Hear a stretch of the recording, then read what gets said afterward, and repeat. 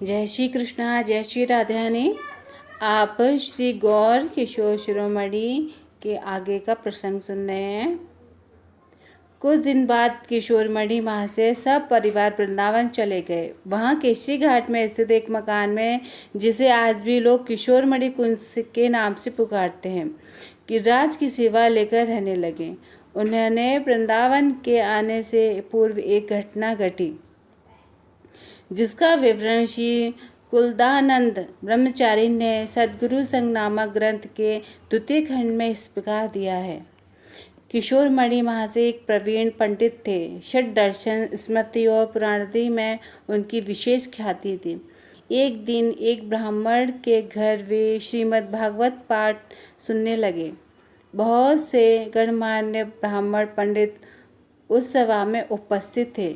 भक्त पाठक ने भागवत पाठ के पूर्व गौर वंदना की।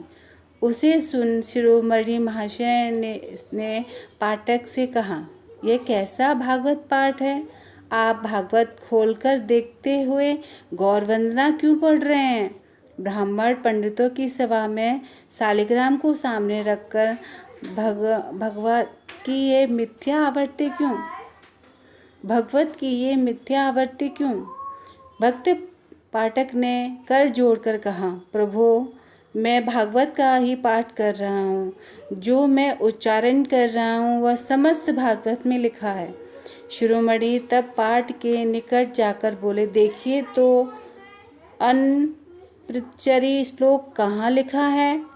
किशोरमणि ने कहा, यहाँ तो कुछ भी नहीं लिखा है। पाठक बोले, आपकी दृष्टि शक्ति ही नहीं है तो कैसे देखेंगे? आंखें साफ करके देखिए ना। किशोरमणि महाशय ने गुस्से में भरकर कहा, आप शालिग्राम सामने रखकर भागवत स्पर्श करते हुए इतने पंडितों के सामने इतना झूठ बोल रहे हैं। तब पाठक ने भी जोर से बोला, चुप रहिए। मैं इस ब्राह्मण समाज में शालिग्राम को साक्षी कर कहता हूँ, मैं सच कह रहा हूँ। भागवत में प्रति 2 लाइन के बीच में गौर वंदना लिखी है। मैं उसे स्पष्ट देख रहा हूँ। आपको नहीं दिखता तो मैं क्या करूँ? किसी सिद्ध महात्मा से दीक्षा लेकर आई है। 7 दिन तक मैं जिस नियमों का कहूँ उसका पालन करें। 8वें दिन यहाँ आए, तब भी यदि भागवत के बीच में गौर वंदना ना दिखा सकूं तो मैं अपनी जिह्वा काट दूंगा। यह मैं सबके सामने शपथ लेकर कहता हूँ। किशोरमणि महाशय ने ऐसा ही किया। उन्होंने सिद्ध चैतन्य दास बाबा जी से दीक्षा ली। 7 दिन तक पाठ के नियमों का पालन किया। 8वें दिन पास जाकर भागवत देखी तो उन्हें स्पष्ट 2 लाइन के बीच स्वर्ण अक्षरों में गौर वंदना लिखी दिखी। उनके नेत्रों से अश्रुधारा बहने लगी। वे रोते रोते अस्थिर हो गए और भूमि पर लौटने लगे। उसी समय सब छोड़कर वृंदावन चले गए। तभी से वहाँ रहकर वे महातेजस्वी हैं।